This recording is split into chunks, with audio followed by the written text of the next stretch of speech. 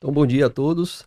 Lilian Viana e Júlio César Leal, psicóloga e psiquiatra. Vocês foram convidados para participar do programa. É assim que a gente fala, que é um podcast que a gente criou para falar de saúde da forma como a gente conversa no dia a dia, né? De maneira informal, de maneira descontraída, sem muita regra, mas, acima de tudo, de forma responsável.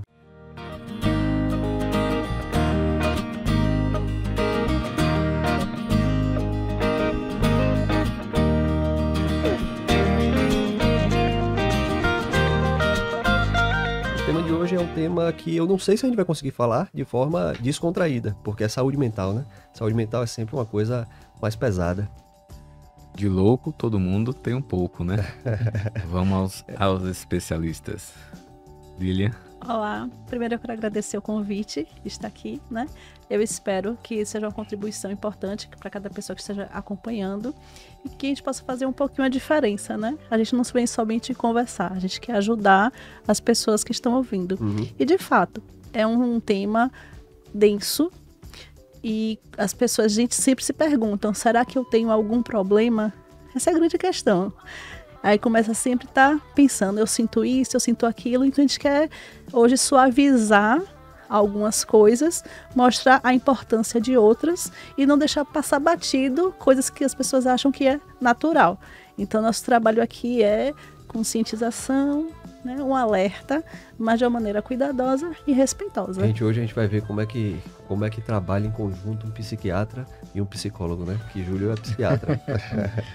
Boa noite, obrigado aí pelo convite também. Eu sou psiquiatra, acaba sendo que eu também sou psicoterapeuta, então dentro disso estamos eu e a Lilian juntos.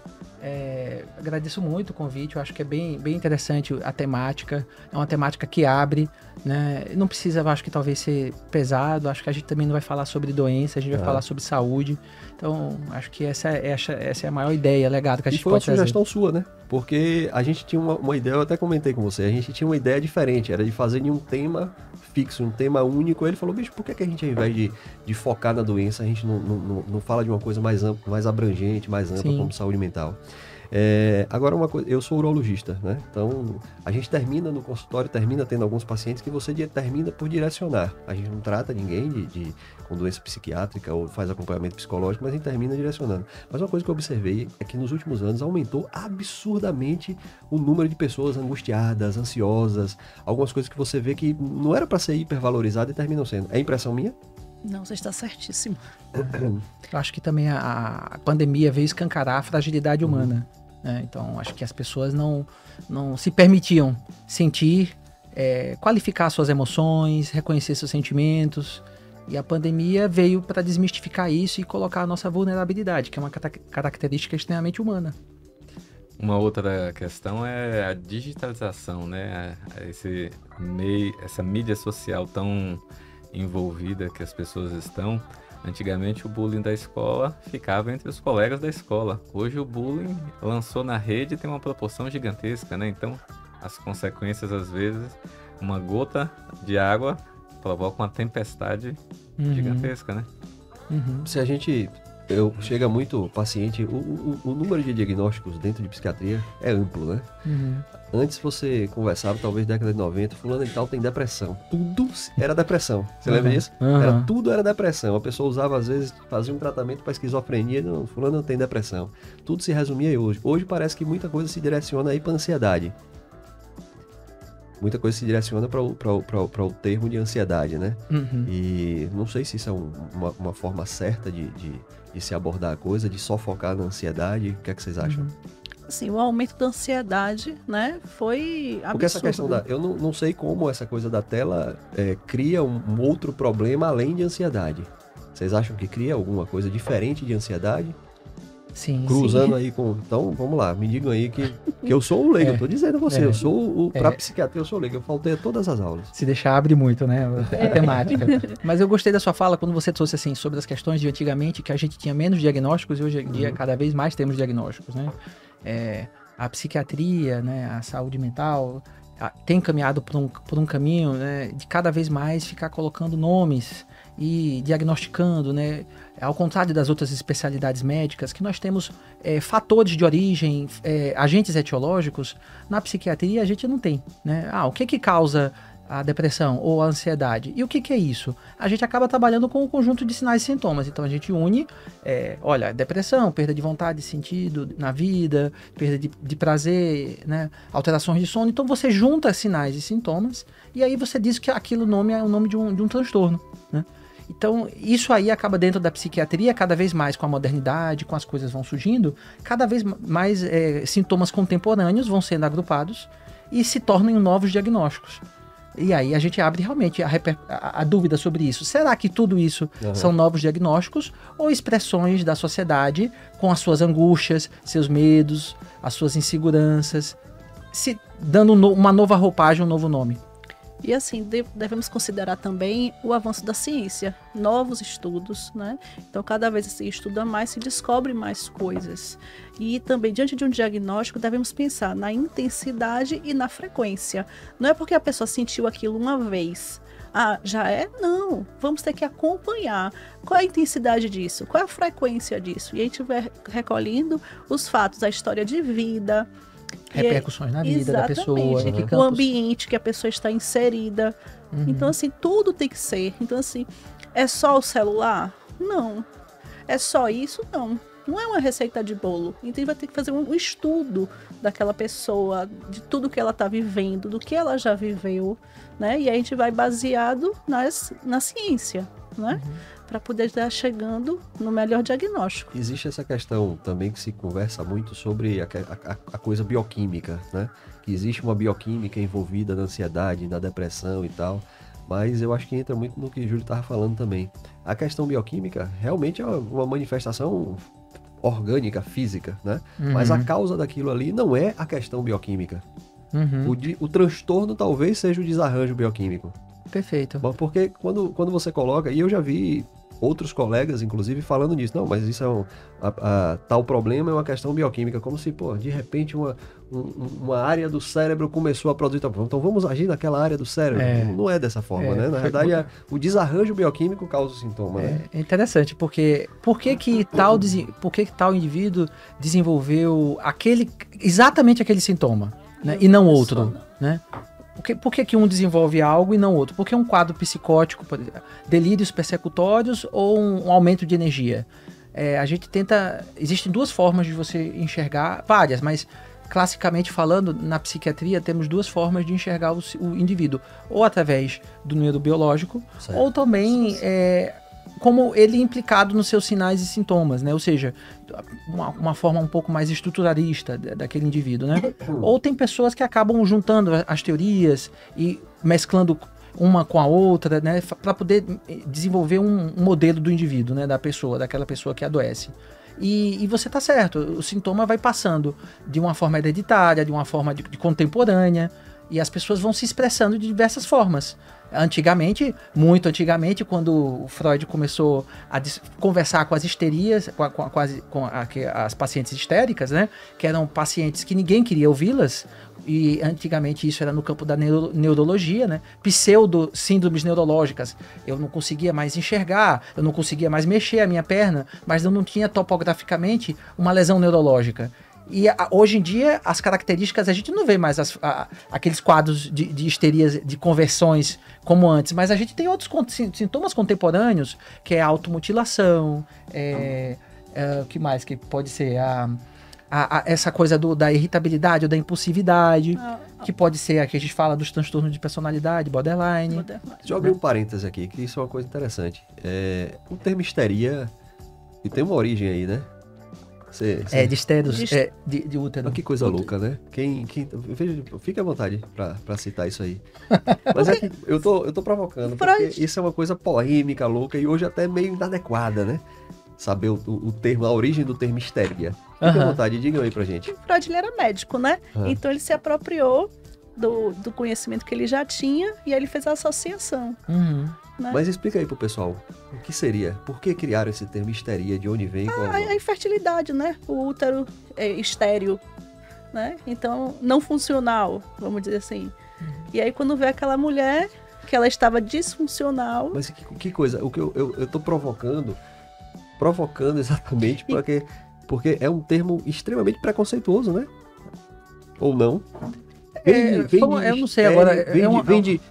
Histeria vem de útero, né? Aham. O termo vem de útero, então uma coisa feminina, a frescura, a mulher. Olha que coisa louca, que coisa inadequada hoje, né? Que tem um termo. Não é isso? Agora você me pegou desprevenido, mas eu já tinha lido sobre Aham. isso. Na verdade, é sobre a palavra, né? Isso. Vem do Ístaro. A etimologia da palavra, eu digo. Aham. É porque, de Mistério. fato, Você tinha visto isso? Não.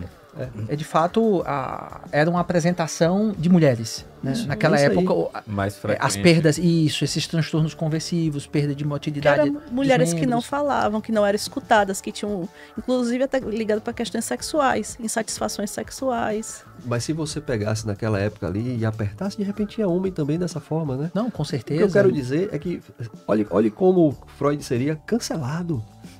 Seria completamente cancelado. Porque o termo histeria vem de útero, que mulher e tal, né? Atualmente isso, ia ter bicho? uma Nunca. crise. Eu pensei que isso era um senso comum, pensei que isso era um conhecimento comum. Eu não sei se é uma coisa que, quando eu li, eu me apeguei a isso, eu achei tão interessante, tão fora do habitual. Uhum. Mas é interessante, né? Né? Porque é um tema amplo, vasto, mas achei interessante como isso vai tocando em cada um de uma Aham. forma. De uma né? forma. É isso aí.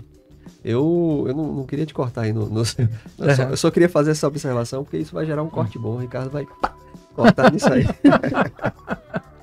Aí você falou assim, eu já tenho outra leitura de Freud. Eu Ah. acho que se ele tivesse vivo durante mais uns 200 Ele anos, cancelado. não, ele ia estar refazendo uma leitura, Ah. e eu acho que ele ia ser um incrível assim hoje, sabe? Porque assim, eu acho que ele não teve Não, pô, eu tempo. tô falando dessa forma, É. mas eu nunca parei nem pra ler, viu? Ah. Eu tô falando aqui como Cara, o o cara- leigo da orelhada. Não, eu só sou tô- apaixonado, assim. Eu o sou cara, só o cara que tô tocando fogo. Eu admiro porque ele foi Ele pioneiro, todo, né? ele foi pioneiro, ele inaugurou a questão da mente, né? Não existia essa questão de mente.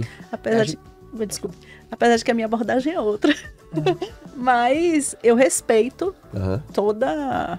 Até termos de psicopatologia hoje em dia, inclusive ainda vão com relação à psicanálise algumas vezes, né? Quando Sim, fala sim. da relação do eu com o outro, né? Do eu, né? São termos que vêm da psicanálise. Exato. A gente ainda encontra isso na psicopatologia da psiquiatria moderna. Rapaz, essa coisa dessas teorias de Freud e tal é extremamente complexo, né? Se você pudesse organizar isso aí para o leigo entender, como é que você explicaria? Freud e... Freud fez a teoria sobre o amor. Explica à vontade, fique à vontade, bicho. Ele veio vai de falar conta- sobre os amores. Né? Considere que eu tenho 5 anos de idade, você precisa me explicar sobre isso. O que é que você O que é que diria? Freud explica, né? Conte aí pra gente. Ah, bicho. Freud explica. O que é que Freud explica? Boa Ele não ideia. explica nada. Ele Mas ele abre o pergunta, pensamento. Ele pergunta. Considere bom. que eu tenho 5 anos e me dê uma breve resumo aí. Ele fez uma teoria sobre o amor. É essa coisa que nos une, que nos conecta, que nos move, os afetos, né? Acho que isso é bonito demais. Porque as representações junto com os afetos, acho que isso aqui é o que nos move, né? A pulsão de vida, né? A gente fala assim, o que é pulsão de vida? É você o querer o viver. Por que a gente levanta todo dia? Então tem algo que nos move. Assim como a pulsão de morte, que também nos destrói. Exato. E é importante disso, né? Como é que a gente vive um luto? Né? Como é que a gente consegue seguir adiante? Porque a gente começa a se desconectar das coisas da vida. Então é importante a gente poder deixar passar aquele afeto, aquele amor, aquela coisa por aquele objeto que não mais está entre nós. E aí a gente volta para o que a gente está falando, a questão da depressão e da ansiedade. A correlação, né, que tem. Essa pulsão de vida, como é que tá? Ou a de Saudável, morte ou também, a de como é morte. que tá? Né? As desconexões que nós estamos tendo na vida. Assim, falando de uma maneira bem simples para uma criança de 5 anos. Pode falar, é 5 anos. Ansiedade seria uma pessoa acelerada. Ó, vamos- Já a depressão atolada. Vamos né? pensar. Ó, Boa. eu uso sempre esse termo no meu dia a dia. Ó, boa. Ansiedade é uma coisa, transtorno de ansiedade é Perfeito. outra. Né? A ansiedade é aquilo que nos move. Se vocês observarem um bebê quando está começando a caminhar, ele sente que ele quer se mexer e a mamãe chama, venha, pega o brinquedinho. Então aquilo que move ele pode dizer que é uma ansiedade. Você vai fazer uma viagem, vai chegar às suas férias, aquela borboleta no estômago é uma ansiedade. O transtorno de ansiedade é aquilo que te impede de viver de maneira saudável. Aí você começa a perder noite, má alimentação, dificuldade de socialização, sua vida começa a ficar um caos porque você está com um transtorno de ansiedade. Olha a palavra, a gente fala de transtorno. Quando a gente perde a funcionalidade, as coisas começam a não funcionar mais como deveria.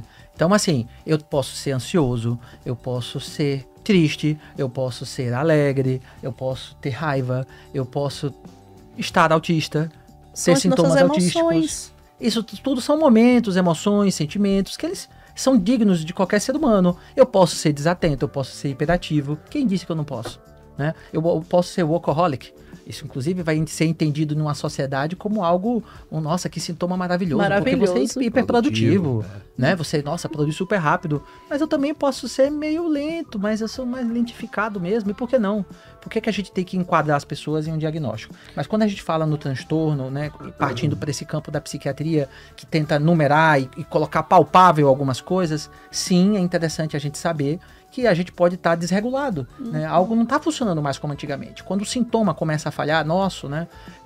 Assim, são sinais de que a gente agora precisa de ajuda. Ou através de um profissional de psicologia, de psicanálise, ou através de um profissional de psiquiatria. E aí, para completar o que ele está falando, não é ou isso ou aquilo. O ideal é que seja a parceria. O profissional, o médico psiquiatra, o profissional terapeuta, o psicólogo, e a rede de apoio. E aí a gente vai... O que é que vai ajudar também? Tem algumas pessoas... essa rede de apoio pode vir através de um esporte, pode vir uma religião, né? Então, aquela pessoa, quando ela tiver mais locais que ajudem na funcionalidade dela, a gente vai estar usando como uma rede de apoio. A família... O trabalho pode ser uma rede de apoio. O trabalho, com certeza, entendeu? O trabalho. Um bom ambiente de trabalho. Saudável. Quantas pessoas, inclusive... estão os fios, quando a gente vai buscando, onde é que a pessoa está ligada na vida? Às vezes ela está ali no trabalho, é o que salva, né? Nossa, eu não consigo parar de trabalhar, é a única coisa que me faz ainda feliz. Então você não vai afastar, por exemplo, essa pessoa do ambiente de trabalho, mesmo que ela esteja num quadro depressivo, porque a gente acaba afastando ela da única coisa que conecta com ela, com a vida. E às vezes as pessoas falam assim, teve um processo de luto, mas eu preciso trabalhar, vai ficar em casa, vai ficar descansando, não, mas quanto mais ela trabalhar, vai estar ajudando ela, tá retornando para o estado anterior ao luto. Né? Então a gente vai ter que fazer uma leitura daquela pessoa. Nem todo mundo precisa se afastar do trabalho, nem todo mundo não. Eu vou olhar o que é que aquilo importa na vida daquela pessoa. É funcional? Então vamos agregando. Só um parêntese.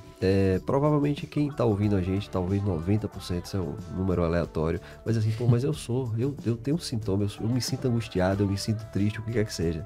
Qual é o ponto de virada que você acha que o cara tem que começar a buscar uma ajuda, um atendimento, o que quer que seja? Eu acho que se você pensou sobre isso, eu acho que é interessante conversar com alguém. Muito bom. Eu acho que já é a primeira coisa. Pensamento disso, eu acho que sim, né? É bom a gente falar, né, sobre a gente. A gente precisa normalizar, porque assim, quando você tá com algum sintoma mais orgânico, eu tô com a pressão alta, eu tô com diabetes, eu torci o pé, eu tô com a unha encravada, eu vou sempre procurar um profissional pensando que isso é ok. Mas porque quando é da mente, dos pensamentos, das emoções, eu vou deixar isso batido? Sim. É assim mesmo. Não é assim mesmo. Aí eu sempre digo, eu posso sair da Barra dos Coqueiros e ir para Atalaia, eu posso ir andando, eu chego, mas eu posso ir de carro, é melhor como? Ir andando de carro. Então assim, eu posso passar a vida sozinho, sem procurar ajuda, mas eu procurando ajuda com um profissional adequado, então eu vou chegar de uma maneira mais tranquila, mais suave e mais confortável. Então assim, eu tô passando por problemas, eu vou passar por esse problema sozinho? Não, eu quero passar com a ajuda dos profissionais que vão me ajudar, porque problema nós teremos sempre.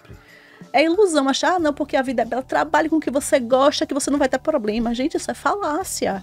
Então, eu vou passar por problemas sempre, mas eu vou passar acompanhado com o suporte adequado para passar de uma maneira mais tranquila e confortável. Excelente. Vai ser sempre? Não. Vai ter dia que eu vou cair, vai ter dia que vai ser mais difícil, aí eu vou buscar minha rede de apoio, e vai ter dia que eu vou ficar bem difícil mesmo. Então eu vou respeitar esse meu momento, respeitar essa minha emoção. Agora estamos no momento de eu sofrer. Sofrer, ok. Vai ser sofrer para sempre? Não. Então o profissional, o terapeuta vai estar fazendo aquele ajuste. Vamos nos permitir sentir isso durante algum momento. E aí depois agora sentiu, então vamos agora dar o primeiro passo. Qual vai ser o primeiro passo? E aí em terapia a gente faz o planejamento. O primeiro passo vai ser o quê? Abrir essa janela, levantar e ir até o banheiro e tomar um banho. Aí vai, adequando, mostrando que aquela pessoa não está sozinha. Então, assim, o objetivo é isso. Tá sentindo alguma coisa? Vamos procurar ajuda profissional para tirar a dúvida. Aí foi lá, tirou a dúvida, fez toda a investigação. Não tem nada? Ok, massa, a vida que segue. Teve, não vamos ajeitar. O não teve nada significa que eu não vou ter nada nunca? Não. Eu posso passar por um problema, uma perda de emprego, uma separação, a perda de um ente querido.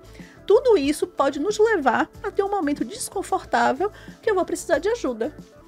Certo? Ou até mesmo aqueles sintomas nossos, né, que a gente já carrega, e que acaba em algum momento se transformando em disfuncionais.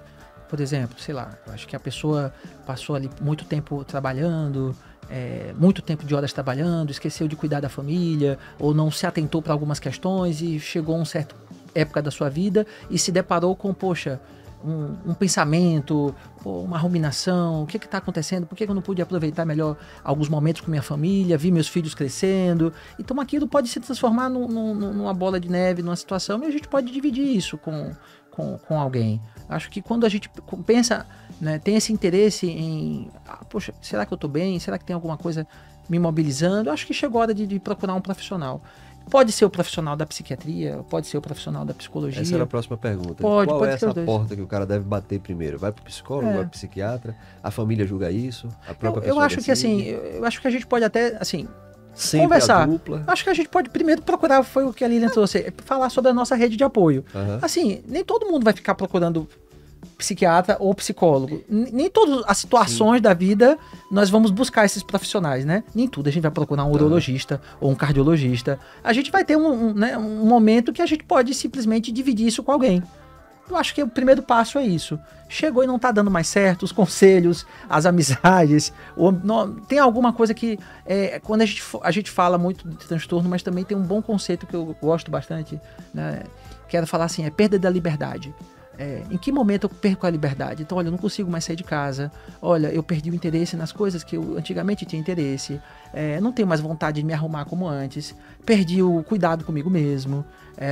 Tô perdendo, me fechando para as amizades. Hoje em dia, ninguém mais me liga. Parei de interagir com as pessoas. Então, quando a gente começa a perder coisas que eram naturais nossas, que mudei, mas de uma forma negativa, que eu não tô mais me reconhecendo. Eu acho que esse é o momento, já talvez seria até um pouquinho antes, né, o momento de procurar uma ajuda. E a gente pode ir também pela porta de entrada. Qual é a porta de entrada da saúde? O médico clínico. Né? Perfeito. O médico clínico, aí tem aquela conversa, aquele momento de escuta, o médico clínico pode orientar. E que, infelizmente, aí até, né, fazendo uma crítica, mas ao mesmo tempo fazendo um resgate, né? A medicina, ela passa por um processo de perder aquela questão fundamental nas relações, que é a relação médico-paciente. Concordo. A escuta. Né? Então, a escuta é uma escuta clínica, sempre foi. É do profissional, é o doutor. Desde a época da Grécia, que lá era para ouvir, para ser ouvido. Né? Não era para ser diagnosticado, era para ser ouvido.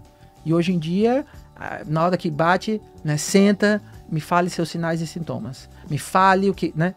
Quero falar da minha vida, eu quero falar de outras coisas. Eu não quero ser diagnosticado nesse momento. Mas sim, hoje em dia a gente perdeu essa coisa da relação médico-paciente, da escuta ativa, de que a gente possa confiar naquela pessoa. Por que não um próprio profissional de saúde, um clínico, falar, poxa, caramba, eu acho que isso aqui não tá legal com você. Que tal a gente introduzir um remédio simples, um quadro ansioso simples, ou até mesmo, vamos conversar um pouco mais sobre isso, então vamos encaminhar para um profissional da psicologia, ou então para uma terapia, ou então vamos tentar outras abordagens que não sejam necessariamente terapia, né? A gente não vai também colocar todo o peso, né? Muitas pessoas não têm acesso à psicoterapia. Na saúde pública, a psicoterapia nem está inclusa nos procedimentos de atenção básica. Mas não quer dizer que nós não podemos ser terapêuticos com a fala, com a escuta, né? Não precisar simplesmente focar num processo com o profissional da psiquiatria ou da psicologia. Mas sim, quanto mais precisar, vamos estar aqui nesse trabalho de escuta e de poder auxiliar o paciente ou qualquer pessoa que nos procure, né? Agora, eu acho que a gente não respondeu exatamente o que você perguntou. Quando é que procura um e quando é que procura o outro? Eu estou fazendo aqui uma breve simulação. Imaginemos o cidadão que está lá com a angústia dele por algum motivo e tal, e ele desencadeou aí todas essas questões que o Júlio falou, de que, pô, mudei minha rotina, não estou feliz, estou angustiado e tal. Primeiro passo, busque sua rede de apoio. Isso. Tô seguindo aí o fluxograma. Isso. Fluxograma, né? Ótimo. Eu sei que o tema não se aplica muito ao fluxograma porque é uma coisa ampla, né? Mas primeiro passo, busque sua rede de apoio.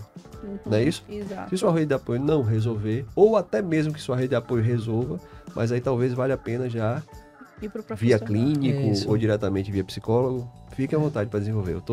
Eu tô só citando aqui, tentando organizar no fluxograma. Pronto, aí eu vou dizer de uma maneira didática e simples para atingir, né?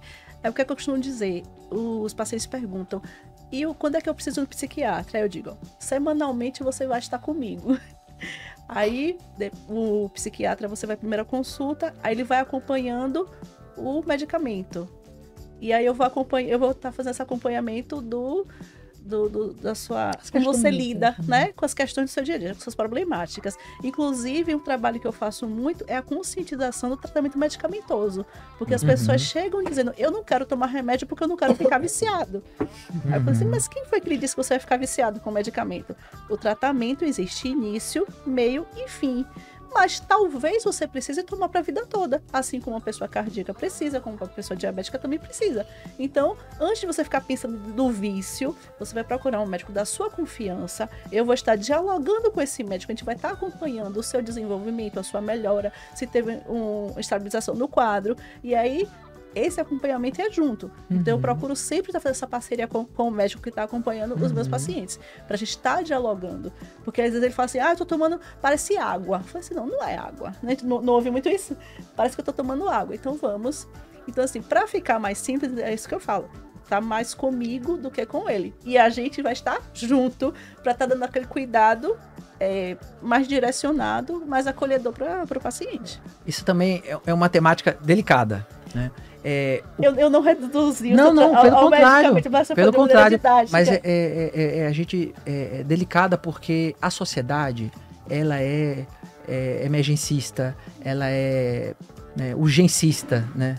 Eu não posso sentir, tem algo que me toma, eu não posso sentir isso, me incomoda, eu não posso sentir isso. Então, em geral, o pessoal vai buscar o psiquiatra, digamos assim. Porém, eu sou psiquiatra, tenho uma formação em psicanálise, fiz também uma formação, tenho residência em psiquiatria e psicoterapia. Eu acho que as coisas, a forma como eu enxergo o ser humano não é só do campo biológico, é do campo também disso, do outro, né? Isso, filosófico, digamos assim, humanista. Se alguém que sofre me procura, eu vou tentar estimular um questionamento sobre esse sofrimento, né? Eu vou encaminhar para a psicoterapia, eu mesmo posso fazer a psicoterapia, no caso eu me autorizo a fazer isso, né? Me formei também com isso, posso. É possível tratar de uma forma só do campo da psicoterapia? Sim. É possível tratar só do campo da medicação? Sim. É possível tratar dos dois campos? Também é. Mas dar esse livre-arbítrio para aquela pessoa que nos procura. Ao mesmo tempo, é um trabalho junto. Uma pessoa que está tendo crises de pânico, que ela está tendo sintomas obsessivos graves, pensamentos intrusivos graves, ou uma depressão que não está nem tomando banho, está nem se alimentando, perdeu 15 quilos, 20 quilos. Eu vou ficar esperando, fosforilando, né, de uma elaboração sobre aquele momento? Não. Eu vou tirar aquela angústia, aquela coisa que derruba aquela pessoa. Para poder, agora sim, eu não estou mais tão preso no meu pensamento, não estou tanto preso mais no meu sintoma, agora eu consigo desenvolver um processo de terapia. Mas, ao mesmo tempo, tem pessoas que perdem um relacionamento, ou perdeu um ente querido, e vai lá medicalizar o que é da vida, o que é do humano. E eu não vou, pelo menos não é a minha abordagem, eu vou tentar não. Né? Às vezes chegam pacientes, tem um que eu lembrei agora, sentou comigo e começou a falar sobre a vida, sobre os pais, sobre o trabalho, sobre tudo. Ele nem chegou a falar sobre o que ele queria, na verdade. Na verdade, ele queria falar exatamente o que ele queria falar, né? Mas no final falou: olha, tem um medicamento que me trouxe a minha melhor versão de mim. Aí falou sobre o psicoestimulante Venvance. Devo usar? Falei: bem, eu acho que esse é interessante, seu questionamento. Vamos trazer isso na próxima sessão. Né? Ou seja, se a gente tampona, se a gente fecha as coisas que o paciente traz, se não me interessa buscar o porquê ou o pra quê de algo na vida do paciente, eu vou ser pontual em algumas coisas e perder a oportunidade de ajudar aquele ser humano que busca um caminho, né? As pessoas acabam procurando um remédio pelos caminhos, muitas das vezes, por um caminho equivocado. Então, um bom profissional da psiquiatria é um caminho que a gente vai abrir. Agora, é um trabalho árduo, porque é oferecer, talvez naquele momento, o acolhimento pela palavra, pela escuta, e não pelo remédio.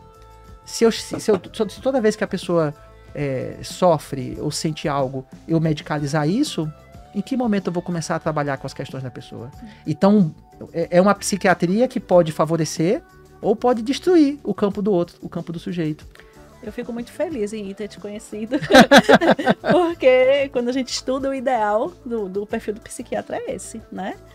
E, infelizmente, nem sempre estamos encontrando. Então, assim, já fiquei muito feliz. Porque... É uma contramão que é necessária falar. É muito necessário falar sobre isso. Porque o que a gente vê nas redes sociais diagnósticos, transtornos. Você sabe o que é isso? Você sabe o que você está passando? Sabe isso? Não, você não está sozinho. Nossa, olha, então, eu tinha TDAH, vivi uma vida toda, mas olha, você pode ter uma vida... Gente, a gente pode ter tudo, a gente só não precisa ter diagnósticos assim, dessa forma, de uma forma cruel, de uma forma, né, massacrante para o outro, né, para o sujeito, para aquela pessoa que está ali diante de você. Então, isso tem que ter uma escuta cuidadosa. Então, a gente trabalha para isso, né, Lilian? Eu costumo dizer que primeiro eu tenho uma pessoa, o diagnóstico é depois. Perfeito. Eu tenho uma pessoa que está em sofrimento, eu tenho uma família que está em sofrimento. Né? Então, assim, agora uma pergunta realmente polêmica. E quem não tem acesso financeiro, como é que fica?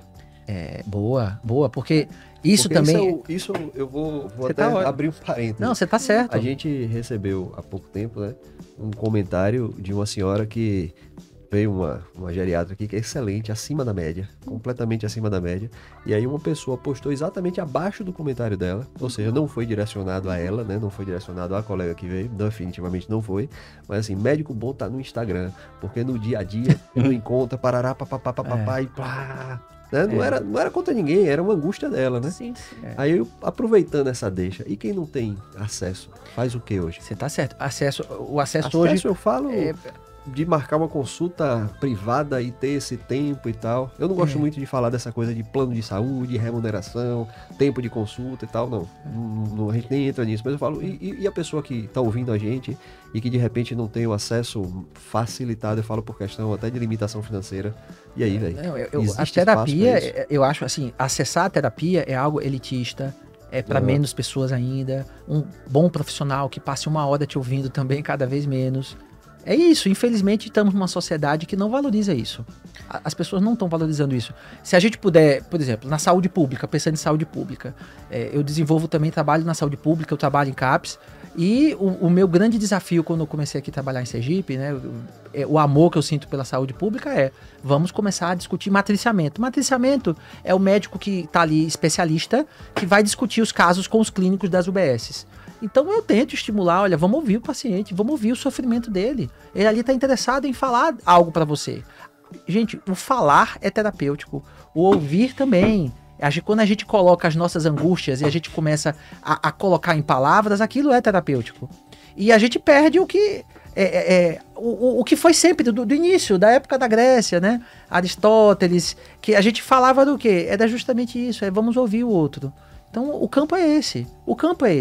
Eu sei que uma terapia com uma psicóloga ou um psicanalista é algo que vai... Oneroso. É oneroso, passar no psiquiatra também mas não precisa ser dessa forma. Por que a gente não pode levar isso para o básico, para a atenção básica? Né? É um questionamento pertinente à sua fala, para o médico da família.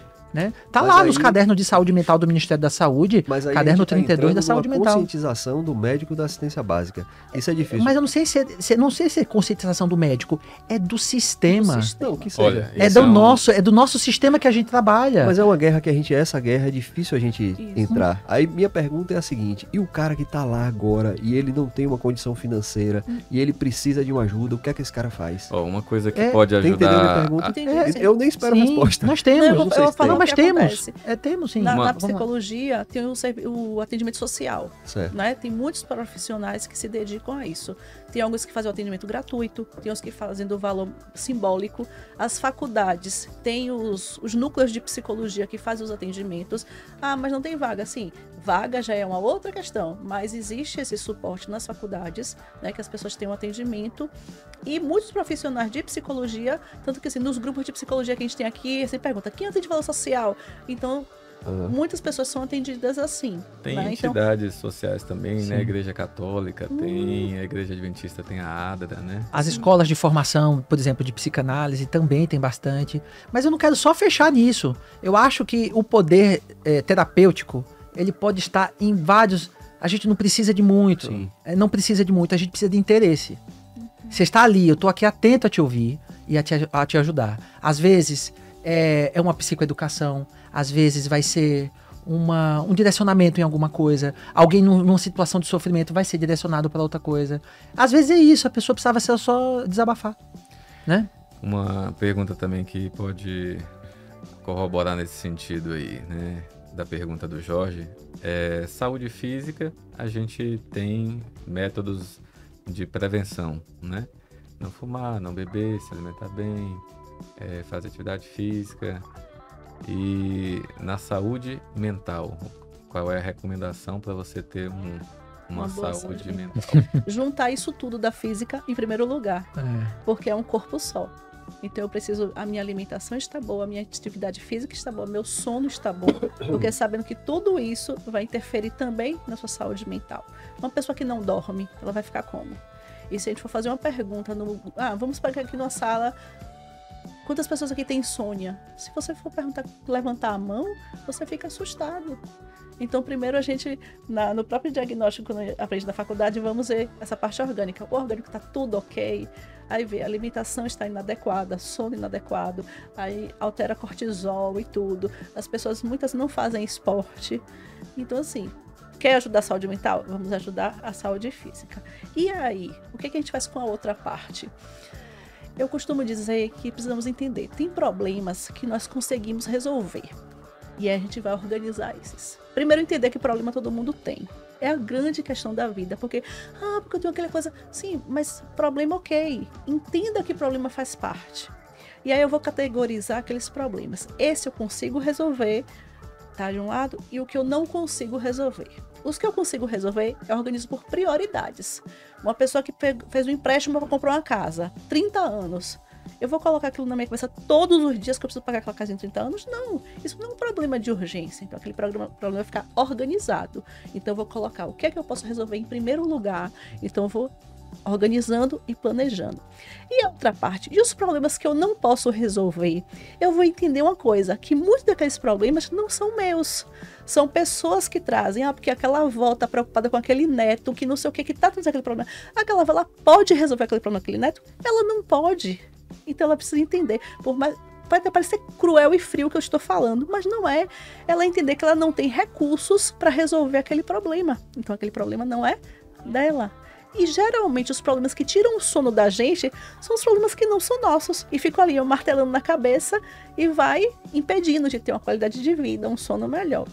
E eu começo a tirar, como se estivesse catando um feijão. Esse problema não é meu, esse não é meu, esse não é meu. E os que são meus, como eu disse, reorganiza.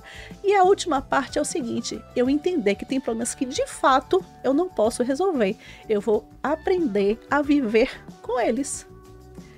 E aí vem a questão da maturidade, da educação emocional. Eu vou ter que aprender com aquele luto, com aquela separação, com aquele chefe que não é bom, com aqueles colegas de trabalho, porque por enquanto eu não posso mudar minha situação, então eu tenho que aprender a conviver com aquilo. E aí a gente vê, nós que somos de uma época mais antiga, nós somos educados dessa forma. Hoje em dia, a questão da frustração, que está muito difícil, os jovens adultos não estão sabendo lidar com a frustração. Então é aquela tempestade no copo d'água. Por que é injusto, é isso e aquilo? E aí a gente olha assim, lembra da nossa época, A gente tinha essa habilidade emocional. Então, as pessoas precisam aprender a desenvolver habilidades sociais, habilidades emocionais. Então, resumindo, preciso aprender a desenvolver habilidades sociais e habilidades emocionais. E aí, nada melhor do que o profissional para estar segurando a mão. Vamos, eu vou lhe ensinar a fazer isso. Inclusive, nós fazemos treinos na consulta. É interessante, porque se treina como se fosse assim, um roleplay, né? Você pergunte aí, eu vou perguntar, como é que você fala?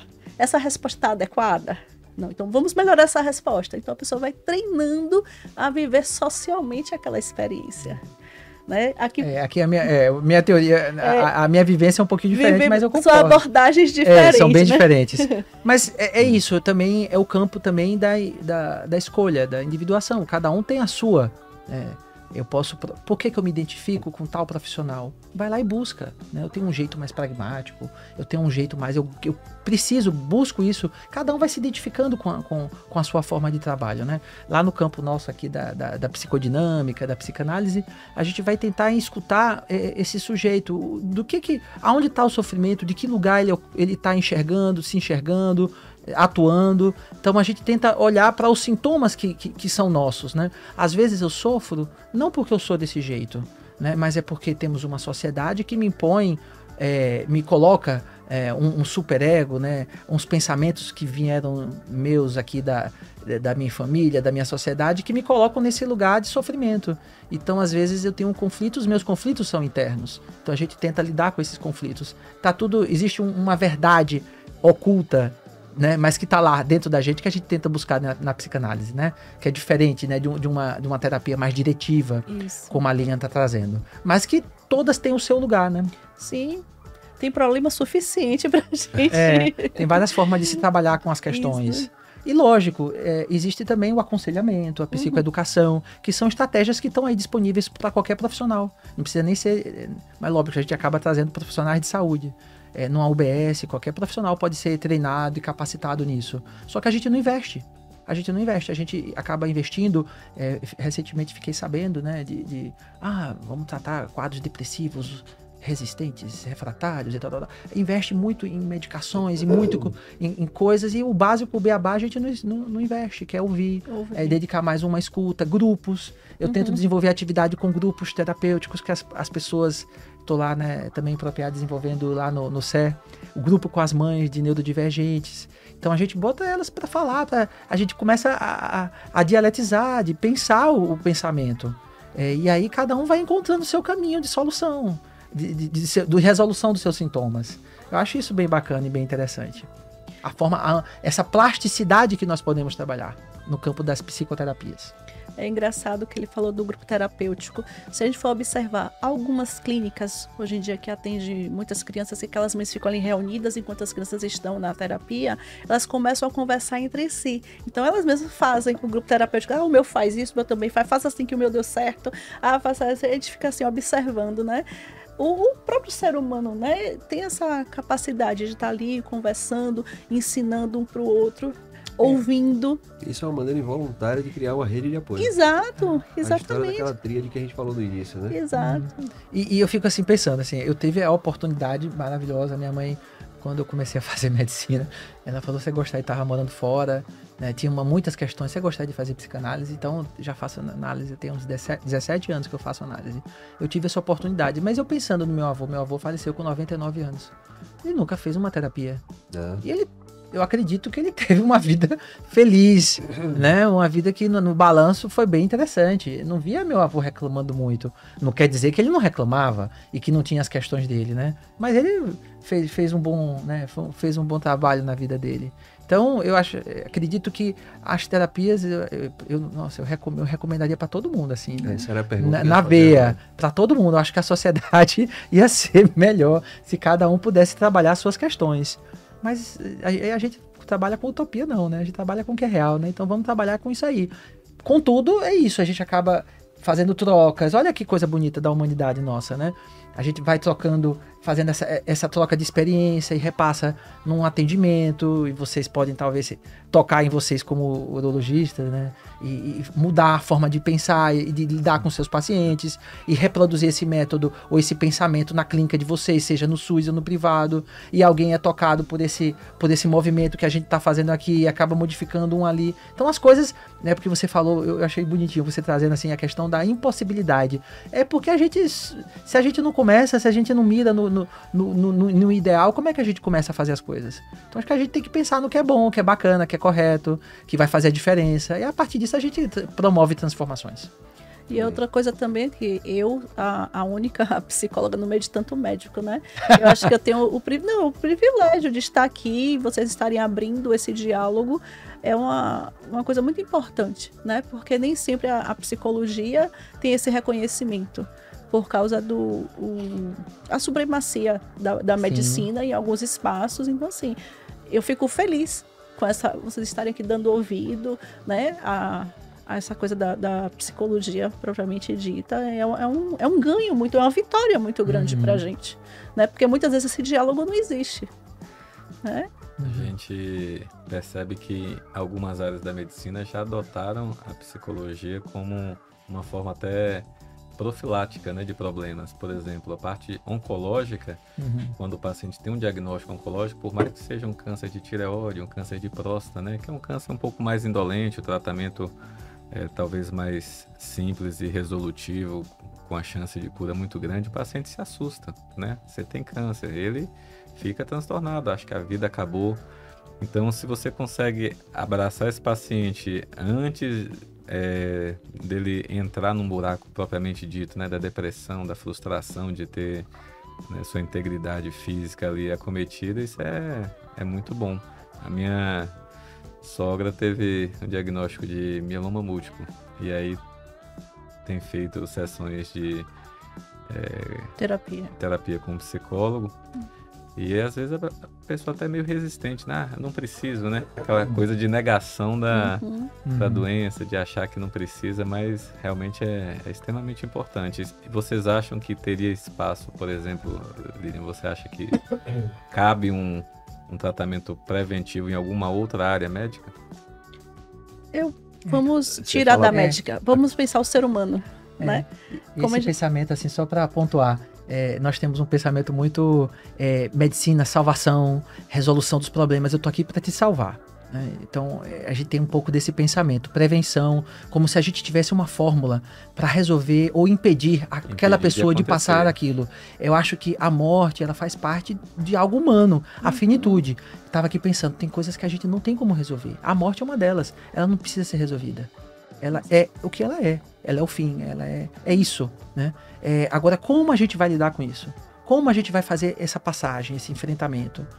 Como você vai lidar com esse momento? A gente não tem como psicoterapeuta dizer, olha, você não vai sofrer, você não vai passar por isso. Você vai passar por isso, porque faz parte da questão humana.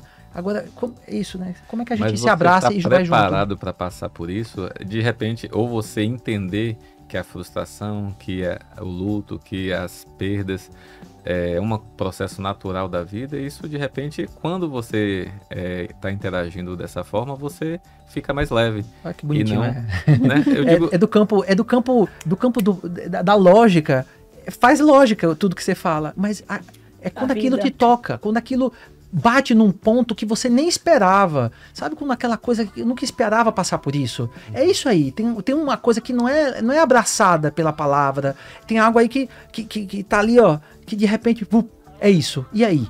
Eu tô angustiado, às vezes eu não tenho nem palavras. Quando eu fico deprimido e quando eu fico ansioso, eu ainda tenho algo para trabalhar de sintoma, mas quando não tem, por exemplo, alguns sentimentos, eu tenho um vazio.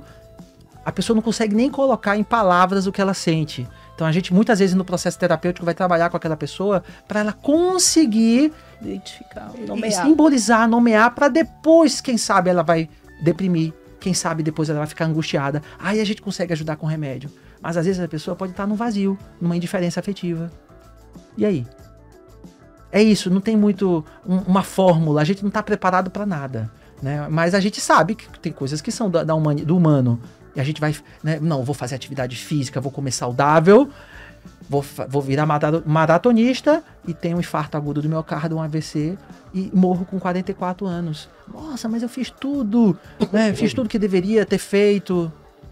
Então, não é esse campo. Então, existem situações que são preveníveis, outras, infelizmente, a genética, você não pode mudar a sua genética. Então, tem coisas que você precisa simplesmente aceitar. A vida é sopro. Por exemplo, quando você se alimenta de coisas saudáveis, você tem saúde física. Quando você se alimenta de coisas ruins, isso deturpa a mente. Como urologista, eu percebo muito problema que as pessoas têm transtorno na execução da sexualidade por se intoxicar com pornografia, por exemplo. Então, a prevenção seria se abster de vídeos eróticos, do material, né? Do conteúdo. Exatamente, do conteúdo pornográfico. Então, a pergunta era mais nesse sentido. Existe alguma coisa, alguma situação que o paciente, ou a pessoa, desculpe, né? Não necessariamente está doente, né? Mas todo mundo pode se encontrar numa situação de dificuldade, mas alguma coisa, se eu quero fortalecer o meu músculo, eu tenho que malhar. Para fortalecer a minha mente, né? Eu preciso ler, por exemplo, né? Preciso, eu não sei, entender esses processos naturais, por exemplo, ler Freud, né?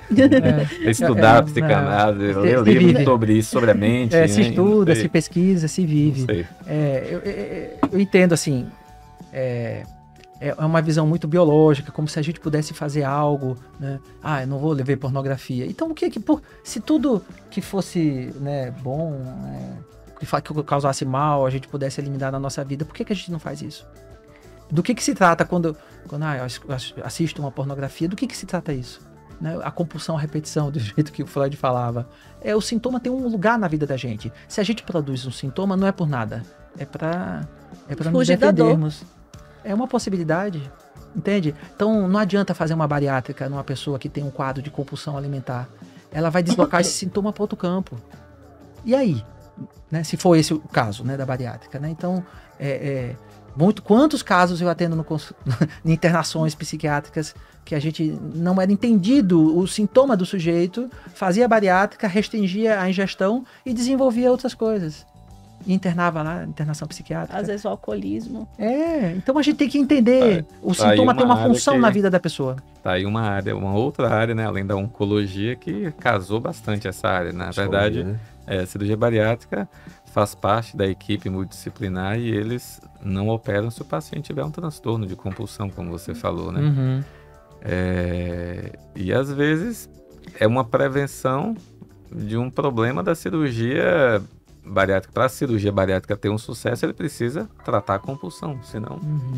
É interessante ver os dois conversando, porque o Meira é extremamente pragmático, o Júlio é um cara mais... Né? Mas eu já fui. É engraçado. Eu já tive a minha época I want to fix it. A proposta para pragmático, tá? É verdade, assim. Mas a gente vai quebrando. Quando eu terminei a residência, eu primeiro fui para ter uma outra formação, fiz ortopedia. Que é o extremo da... Fui cirurgião, né? Fui cirurgião durante um tempo e gostei muito. Estudei psicanálise, vivi a psicanálise e através da psicanálise resolvi fazer a psiquiatria.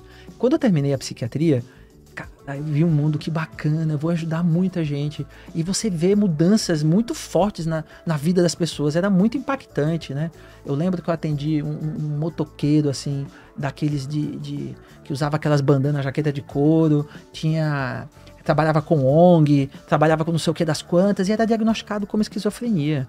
E eu fiquei incomodado. Não, esse homem não é esquizofrenia. Quem entende um diagnóstico de esquizofrenia sabe, esse homem faz muita coisa na vida, tem uma vida afetiva muito produtiva. Esse homem não é esquizofrênico. E ele já estava usando medicamento clozapina, que é para um quadro de esquizofrenia refratária. E eu fui tirando, sabe por que ele usava clozapina? Porque os antigos psiquiatras dele entendiam que ele tinha um delírio, alucinações auditivas que não passavam nunca. E quando eu fui ouvir ele tinha uma imagem da infância dele, ele bebê e a mãe batendo com a porta na cabeça dele, né? Maltratando. Então ele tinha uma questão do afeto, né? De um afeto não seguro, da imagem materna, né? E isso marcou aquela vida para sempre. Mas eu não tratei ele com clozapina, eu tratei ele com escuta e na época, com os antidepressivos. E ele saiu daquele, assim, não tinha mais esse quadro de esquizofrenia, esse pensamento, né? Não era mais correto. E por que eu tô falando isso? Porque muitas das vezes a gente não tá muito interessado, assim, quer saber, eu tenho um sintoma, eu quero resolver o seu sintoma. Se você ficar preso à sintomatologia, tem uma fratura, eu quero fixar, aí você vai se perder dentro da área da saúde mental. A gente não vai conseguir resolver. E vai perder um humano que tem ali, né? A gente vai para outro campo. E é bacana entender que tem essa questão biológica, mas tem um porquê. Os nossos sintomas que a gente carrega tem um porquê. Né? Ele escutava aquelas vozes de menos valor, que ele não valia nada. Né? Se a gente for pela linha do superego, né? Ou né, do eu, né? Aquela vozinha que dizia, olha, você não tem valor, você não vale nada, né? Aquela mãe que foi internalizada dentro dele. As redes de apoio não poderia ser um método preventivo também? Porque eu vejo que é um método de Sim. tratamento bastante importante. Eu tenho vários colegas, eu pratico ciclismo como esporte, assim. E eu tenho vários colegas que se encontraram no esporte como Acho ótimo. Verdade. Não, tem gente que método se- de... Esporte, religião. Religião, Sim, cara, sim. assim, eu acho... são redes afetivas, Sim. né? É. Então, eu concordo, assim... será que não poderia entrar também como Sim. um método profilático? Eu não sei se como método, mas você se encontrar em alguma coisa é muito legal. É um suporte, né? É muito É um bom você se suporte. encontrar em algum lugar. É porque faz bem, né? Também faz bem para, como a gente conversou, né? Se faz bem para o corpo físico e naturalmente faz bem para E eu vou falar assim, e a cestinha ali, sextou ali no boteco com a galera, né? Tem essa rede coisa... social. Né? Só uma observação. A questão do sextor. É só a questão do álcool, né? Uhum. Se aquela pessoa está consumindo álcool sexta, sábado e domingo com frequência, todo sexta, sábado e Eu tô domingo. morando num sextor de água de coco. Não, é porque assim, a gente Isso acha aqui. que isso é o Ou normal. uma cerveja, né? Isso é o normal. Mas aí quando tiver, vem cá, com que frequência você... Aí eu volto para frequência e para intensidade. Com que frequência você está consumindo álcool? Qual a intensidade que você está consumindo álcool? E às vezes acha que aquilo é normal, mas está causando outras coisas. Porque o álcool você toma, fica legal. E a depressão que bate pós-álcool? Então ela está construindo, né, um problema que às vezes ela não sabe. Então o álcool bate o pico e aí depois cai de vez. Não é isso? Uhum. Organicamente, porque então a gente... tem a parte legal? Tem. Por que não é bom ficar... É maravilhoso, mas vamos ficar atentos a esse consumo do álcool e de outras substâncias. Eu acho que o ponto muito é isso, a perda da liberdade. Né? Eu tive um contato com um paciente, ele tinha algum hábito e eu fiz uma pequena prova. Tinha uma questão importante sobre um sintoma que ele estava trazendo, né? E eu fiz uma sugestão. O que você acha de reduzir o álcool? O que você acha? Tenta. Né? Se a pessoa, por exemplo, chegar e dizer, olha, eu tentei e não consegui, eu começo a abrir o questionamento, será que você não está aprisionado nesse uso? Né? E a mesma coisa eu vou falar, psicoestimulante, Venvance. As pessoas vão procurando e acham que não tem, o uso é isento. Não, peraí. Uso recreativo. Uso recreativo. Tá, já tentou não? Já tentou não? Eu acho que a gente poderia, esse é um tema interessantíssimo, a gente poderia um dia organizar para falar sobre uso recreativo de droga. Isso é saúde mental?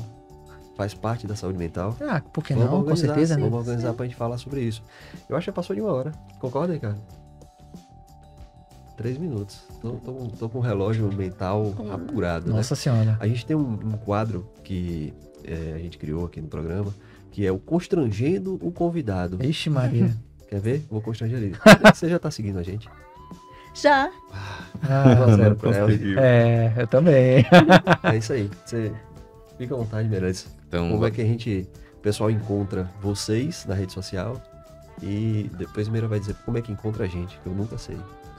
Eu vou dar uma pescada, porque eu nunca me lembro. Agora é interessante, né? Eu vou, então. Como eu até fico feliz que a maioria de nós não tá tão apegado assim a Instagram e rede social. Eu não tô, mas eu vou dizer. Eu vou dizer a você, É Júlio, importante, que né? 30% de quem a gente perguntou onde é que a gente encontra na rede social, a pessoa, peraí que eu vou dar uma olhada. Hã? Eu vim de São Paulo, voltei a morar aqui em Sergipe, né? Então eu digo, olha, eu preciso que as pessoas me conheçam. Uhum. Então é importante ter essa coisa da rede social, até como um cartão de visita. Sim. Então providenciei isso, vindo nesse sentido. Então a minha rede social é o Não é Instagram. nem tanto por convicção, né? É mais por uma questão de As pessoas... necessidade de apresentar. E olha, eu vou te falar, eu não tenho problema de calvície, mas eu comecei a ficar preocupado. Falei com um amigo meu que fez uma cirurgia. Por que calvície é um calvície. problema? Sei que preconceito é isso. Não, Então, bicho, eu vou marcar uma psicóloga pra você. Pô, velho, peraí, pô. não, comecei a ficar preocupado que as entradas estavam aparecendo. Velho. Eu falei com um amigo meu que fez uma cirurgia e eu fui lá fuçar o Instagram do colega, do profissional, e comecei a seguir. Uhum. E eu cheguei a ver a possibilidade de marcar uma consulta Porque em São você tem medo de Paulo, ficar careca. porque eu fiquei preocupado, mas eu não marquei. Eu tive mas cabelo como você, mas quando eu tinha 14 Mas anos. eu comecei a seguir. Ou Cada um seja, tem as já suas passou questões. essa fase. Cada um tem suas questões.